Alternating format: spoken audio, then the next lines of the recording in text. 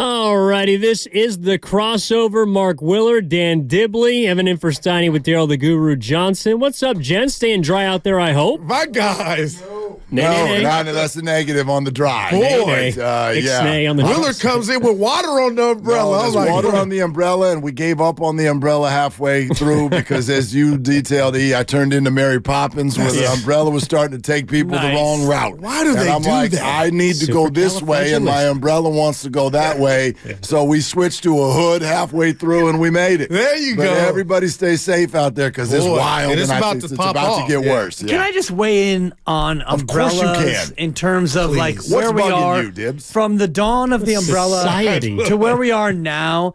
How has the umbrella not gotten to be more wind resistant? It's just a good question. I mean, thank you. Yeah. We're probably 100 years deep on umbrellas, right? And you're talking about new ones. I'm talking about the umbrella. Polyester. Ella. Thank you. So the umbrella. Thank you. Thank you, Rihanna. It's going to be Usher this year. That's a five. I can't wait for the halftime show. And odds are the halftime performer will not be pregnant, but we're going to have to wait for that one. TBD. Never know. Exactly. I mean, you never Plus know. one. But how could the umbrella itself not have gotten better over the course of 100 years amazing, to where, man. because now you get out there and it's 20-mile-an-hour winds and you pull it up and it's just whoosh. It's over. No. One whoosh. It is amazing. And it's like night-night. in the palm of our hand is every single digital imprint we could ever imagine. Right. But we can't figure out how to put a straw in a cup of coffee that won't disintegrate and also is good to the environment. True. Like same thing with the umbrella. Like you're absolutely like how come somebody hadn't come up with something, You're right. something so that I didn't end up over on Post Street when I'm trying to be on Kearney. Like what? And it's the worst feeling. Oh my God! You're telling me when you're fighting, like you've never looked more ridiculous in And your you life. try to act cool. You're like, fighting it's an not umbrella. happening. It's pouring. The guy next to you, his thing. Like I mean, the thing Inverted. is backwards. Seriously, inverted. I mean. You can have a vehicle that is driverless, and you can navigate the city all you want. It'll park God, for I you. hate 'em. It'll I parallel can't park stand for it. you. Dude, trust me. I took one on this ride too, and I almost paid for it. Yeah. It's so funny. Yeah, that was a little. Mark, I'm okay. Mark knows that I am Captain Road Rage, and a couple of Be weeks ago, careful out of your deals. on road or off. I'm not afraid. I actually Yeah, got out of off the my road. car a couple weeks ago. Oh, dear. And, don't do it. I know. I the guy told in him. front of me got out of his car first. stop. This guy will wag his finger at people for taking a scooter Those somewhere. days are over. Yeah, Kyrie he finds Irving. it, but he finds it And safe look to at get him out of his smiling like, car. yeah. Get out of his car. You have no idea who's waiting for Right. you. Oh, yeah. Like you father Damn. figure so many people, and This then you ain't do the that. 90s, bro. I'm like Sugar Ray Robinson. Oh, I'm boy. undefeated. Rock Oh, your so- jaw. boy. Until you're not. Yeah. So Until you're a not. couple weeks ago, the guy in front of me cuts me off, and I give him a full horn here in the city, not in the East Bay, here in the city, and he gets out of the car, and I do a quick scouting report. I'm like, you know what? I'm getting out too. Dude, this. What are you doing? Because I like my chances. 3 He seconds got in the out, key. Willard. He got out, I got out, and then he got back in. I said, yeah, you did. But boxing has died. Like, Yeah, you what get are we- out now, I forget know. the tell of the tape. It's Like- the Wild Wild I know we West. were still working on It's- fisticuffs. boy. Like, what? I have a pair of scissors that I keep in my car. And so, Great. dude, I'm Scissors telling to a you. gunfight. Dude, Yeah. I mean, if he goes gun and I got scissors, I'm taking an L. We care Trying about to you, figure it that's out. all. It's all right. Yeah. It's all right. I'm old enough now to where if I'm going to go, I'm going to go. Yeah. And if I go out that way, I'm going to go out that way. But my point is, driving this car, a couple weeks ago, somebody is driving too slow, and I hit the horn, Relax. and I pull up next to him, driverless car. Oh, and I'm like, okay, all right, Did maybe he you're flip doing you too off? much. No, there was no one in there. That's actually a funnier version. Like I've learned through the years on, not to Mark. lay on the horn when someone's going too slow It can because cost you your life, well, man. not only Depends that, on where you are. Be careful. it can embarrass you though Better be too. careful. Like have you ever done? And this is sort of an example. And I'm not saying this is exactly what happened to me, but think about it. Somebody's going too slow, residential, and you just sit, like you turn around and you sit on your horn. You're like, I've got fingers flying out of every window in my car. I'm so livid. And you pull up next to this person, and let's say like it's a mom dealing with a crying baby in the man. back seat. And you feel like a How jerk. awful do you right? feel? You feel like, and I'm like, that is sort of what you just described is like the 2024 version of that is Exactly. to pull up and flip off a driver who's not even there. No antagonist. No driver. It's just an invisible person. Yeah. I mean, I don't trust those cars, I don't man. know. Just take a breath. Yeah, take a breath. You'll Take get a breath. and then exhale, and then get after somebody. I don't like you profiling like, okay, I can take I this know, one. right? I'm going to get it. Diz, that's over. Just Even sizing if you him up, get with it, just He could be 4'11" with a another gun. day. It Yeah. could still work. Sure. Or he could be Diz out there. 6'5" and he can catch a 2-piece. Oh, Yeah, but you boy. never know when Denzel Washington, the equalizer, is going to step There out of the you car. go, You Will. don't want that. Denzel. I'm just saying. Denzel's dead to me. Yeah. What happened? Equalizer 3 happened. He blew me. That was bad. That was a terrible movie. I was doing sideline for the Sacramento Mountain Lions. There we go. And his son's playing running back. Right. And I see David? Denzel. I see Denzel Ricky in the Jarrett? crowd. And He's great. early third, I go, hey, Denzel's here. And the producer's like, see if you can get him for an interview. And I walk up to Denzel. Talk to him. I'm in my suit, and I'm doing my little sideline thing. And I go, hey, Denzel, would you mind doing a little? And before I even got through the question, he did the look away, and he gave me the no. And I said, excuse me, Mr. Washington? He goes, I'm not doing an interview with you.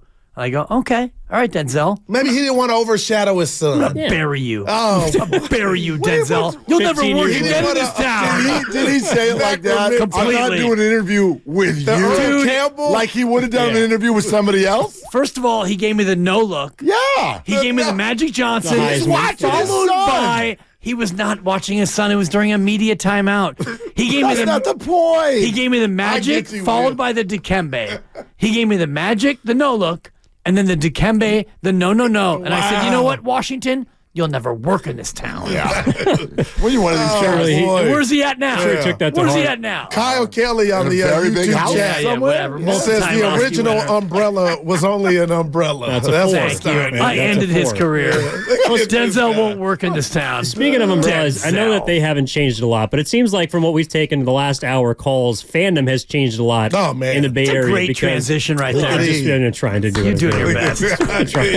No, but seriously, like we kind of threw this out to the people below the age of 40. Like, what does Super Bowl mean to you? Like, what do you guys, associate you actually with? touched on something Yeah. that we were all texting on earlier today. Come on. Sure. No, For sure. no joke. Grandy Yeah. brought it up, and I know you've referenced him because you guys. Grandy. Well, you guys, I love Grandy. you guys are the same age, pretty much, right? What are you, 30? Yeah. You're Yeah, 30? 29. Grandy, He's are you 30 27. yet? He's never seen one. 27. 27. Oh, my God. Born I hate in him. 97. You little, Born in 96. you Come on, Dibs. Little snot nosed. I hate young He's, Anyway. well, no, he's a Gen Zer though, because the millennial cutoff is 94. So we are different generations, even though we're the same. Well, age. whatever. Yeah, you're having the saying. same. You're having the I don't same. want to be all part of fluid. I don't want to be part of that generation. You're a millennial? Yeah. You're born in 94. okay, 94. And he's proud 93. So I don't want to hear. I don't want to hear that the Niners have never won in his lifetime, because yes, they have. And if you Well. don't remember it, that's your fault. Oh, boy. I'm sorry. That's on you Well, and yeah, your they beat parents. the crap out of my team. Yeah. Oh, that's true. Man. Anyway, point being, Covered a spread, 18 and a half. I heard. I don't know With if ease. did anyone else hear this. I hope y'all did. I know that everybody has a post game sort of celebration, however you want. But did you happen to tune into 95.7 The Game? I heard Grandy and Sterling Bennett.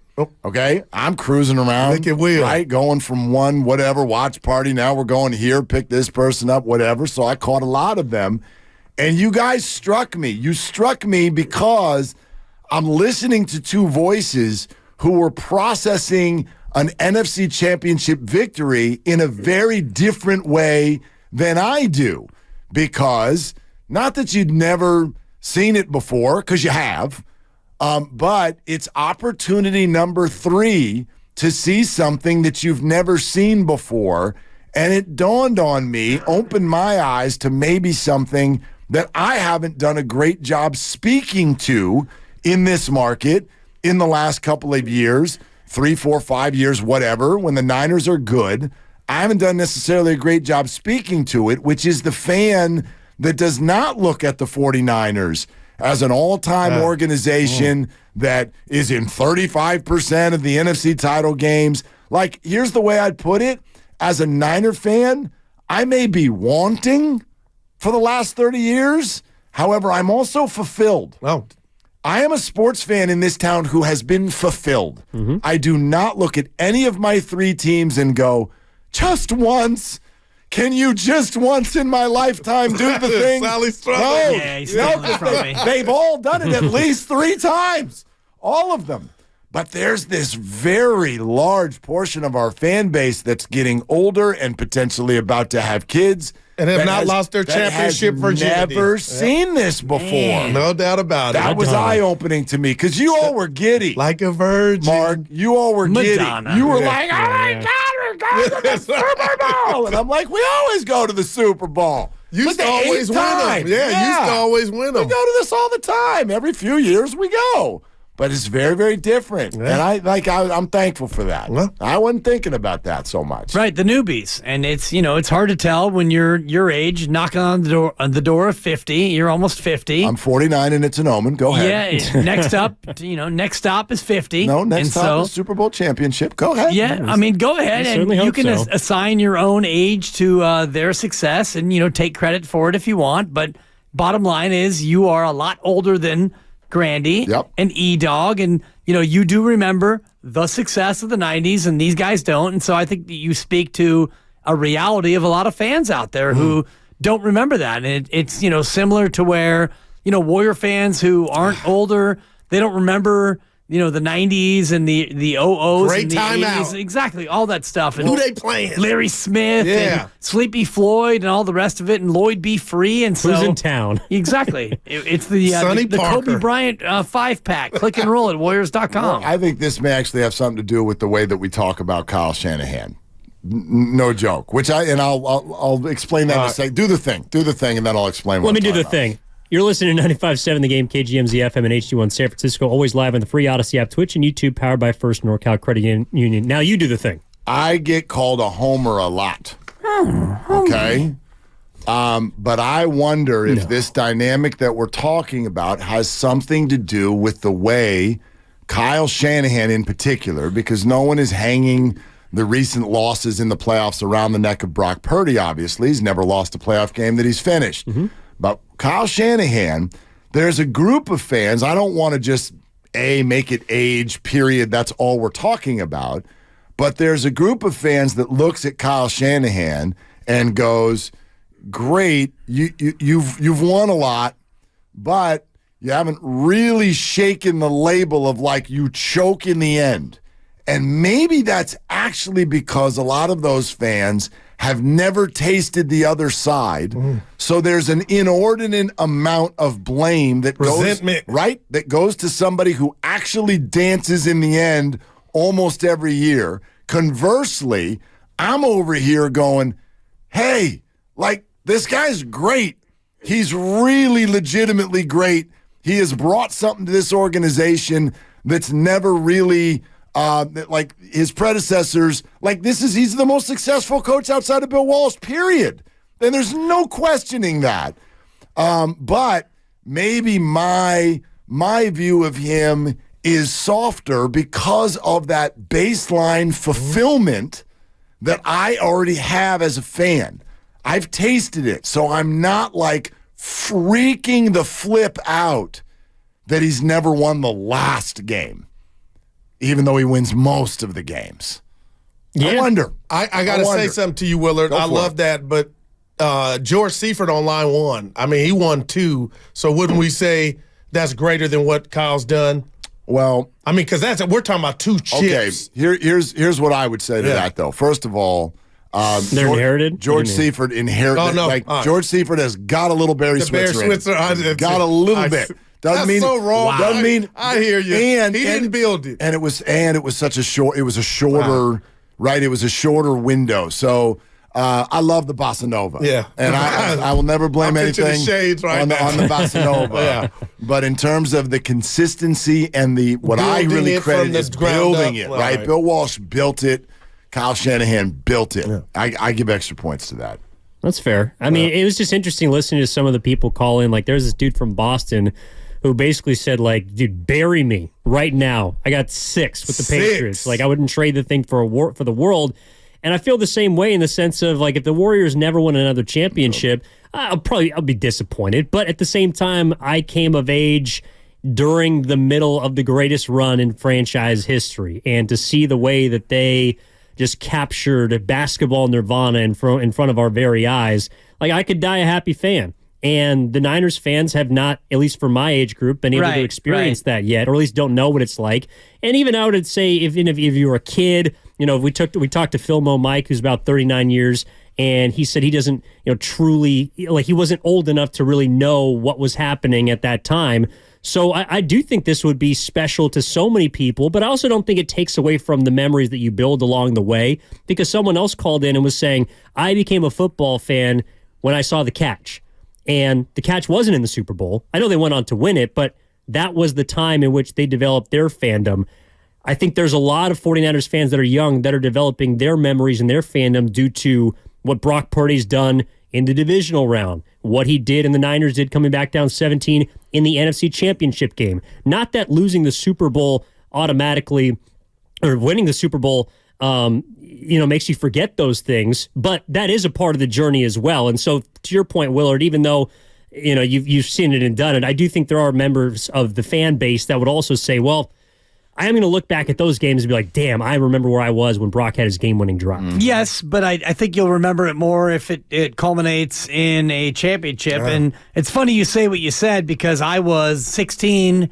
I was actually 14 when the Niners won their first Super Bowl. And so I came of age when the Niners were great. And now here we are 30 to 40 years later. I love the young people. See, I'm with you, Dibs. That one hurt him a little bit. No, it hurt me. I don't like that do it stuff. every day. That was the first one that went into his soul. Yeah, I don't. That one went into his DNA. Oh, God, I hate it. You better hope you're not driving in front of Dibs later, Grandy. Oh, boy, right. No, go ahead, Dibs. Nah. Speak to it. Let's hear it. No, the moment's lost. What moment? What moment? The moment where I was going to educate Mark Grandy and Evan Giddings about what they will feel in 30 years. You can still educate me. Nah, it's all right. Well, but we don't know Off what the they're air. going to feel in 30 years. I know what they're going to feel. The Niners may still be looking for their first win in 50 They bet years not. by Niner then. fans don't want to hear that. Hey, But it's possible. to his point about the Warriors, what you'll feel in 30 years is never mind. What? Oh. Yeah, Grandy stole the moment. So you can ask Dibs, come on. You can ask Grandy Willard, in 30 tell years him. how he'll Come feel. on. I hate Mark Grandy. I've never hated him more. The point is, in 30 years, you're going to have a hunger. Let's say the Warriors don't win again, another title. Oh. And when you get to be, maybe it's 20 years till you get to be my age, 25 years, and they still haven't won, you're not going to think, well, when I was 28 and they had the dynasty, that was great. I don't feel that same hunger as a fan. You're going to feel it again. And that's what I feel as a Niner fan now, 31, 32 years since they won their last one. Yeah. You don't feel like, well, I remember when I was 23 or 24 and they won their last Super Bowl. That's enough for me. You're going to get that hunger. It's going to all come back to you over a certain amount of time. And it's going to be the same thing with the Giants in 2040 or 2045. When we get there, all the fans who experienced it when they were 18, 20, you'll get to be 45, 50, and you're not going to be satisfied after a certain amount of time. I don't disagree, but I'll also say it's just like kids. There's nothing like your first. There's nothing like your first. In 2010 with the Giants, I cried. To the People point, are going to say you're lying because I said I cried when Dallas won, and they said I was lying. I believe you cried. My 17-year-old son, who was 3, will back me up. He walked up to me and said, "Daddy, what's wrong?" Right? He's 3 years old. What's wrong? Because he's 3. Like, I always teased him because I'm like, dude, you've been here for 4 seconds and we've got 7 rings in this town. You know what I mean? But he is also, when it comes to the 49ers, like Evan and Grandy, that's the one he's never seen. He's never seen it, so he's got a thirst there that's different than the other teams. And I do think that's something that every fan goes through, where as you get older, you're like, just once. I remember I used to say that about the Giants and the Warriors. One.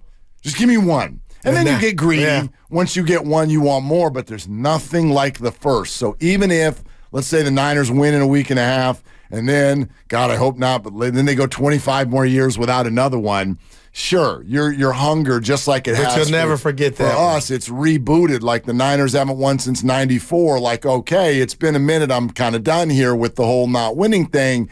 But I would argue that if they win in a week and a half, that's going to be different for you two than it is for him, us. For him. For Grandy, for Sterling, it's going to be different for them than it is for us because we've been in the mountaintop.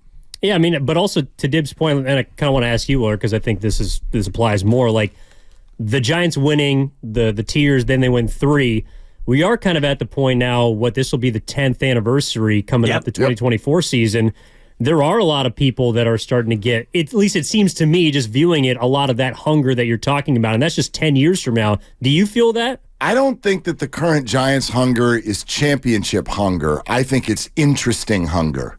Like relevancy hunger? Yes, the anger is not for the Giants' results yet. It's much more for their process. It's for who they've decided to become, who they've allowed themselves to be, watching their rival be all the things that they refuse to be right now, and allowing themselves to relevant, to look like an uninteresting club. Everybody goes through periods where you're not that good. And we've said this repeatedly on our show. There are 3 things you can be as a sports team. You can be good, you can be bad, or you can be irrelevant. I'd much rather be bad than irrelevant. And that's what the Giants are struggling with right now because look at their results, in fact. They're not terrible. They're not good. But it's not like they come out and win 65 games. Mm-hmm. They go win 80. There are plenty of worse teams. I don't know if there are any that are less interesting, though. So that's why the Giants fan base right now doesn't feel wanting. It feels angry. Well, Brock Purdy's bucked that trend. Yeah. Not irrelevancy. Right. Thank you. Yes. Yeah, he has. By the way, Joel, see the Bosa thing with... tried... How good was that? No, it was awesome. Where Nick Bosa looks at Brock Purdy and he's almost like interviewing him on the side. Yeah. No, but he was like, did you think you were going to be this good? Like, when he said, I was the second pick overall in the draft, and I've had doubt. Like, I thought that was really cool, and I also like the way Brock responds. Brock just refuses to make it about him. Every answer is like, no, man, this is not me.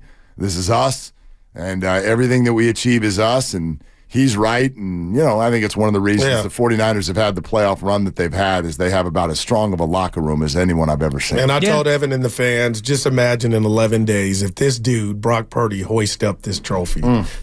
I'll leave that there.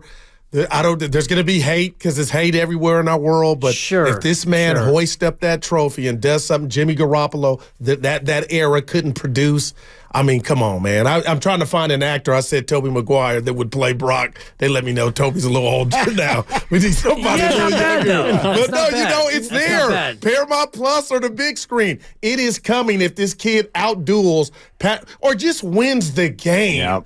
I just think that's crazy, man. Yeah. Even if he loses, and we talked about this yesterday, even if they lose the game, Brock Purdy is still going to be Brock Purdy next year. Because he's so young in it. Right. But Kyle's had more cracks at it, and he's not going anywhere, Willard. But it'll be ESPN just a few minutes ago before you walked in. Is there anything to Kyle's 2 blown leads in the Super Bowl? I'm like, what's the He was offensive, but that's what y'all doing. So that's I hate that. Okay, thank but you that's for saying picking it. up the steam. I would like anybody. I look up and I'm like, it ain't us. Anybody in history, because there have been blown leads before. Tell me the coordinators in those games.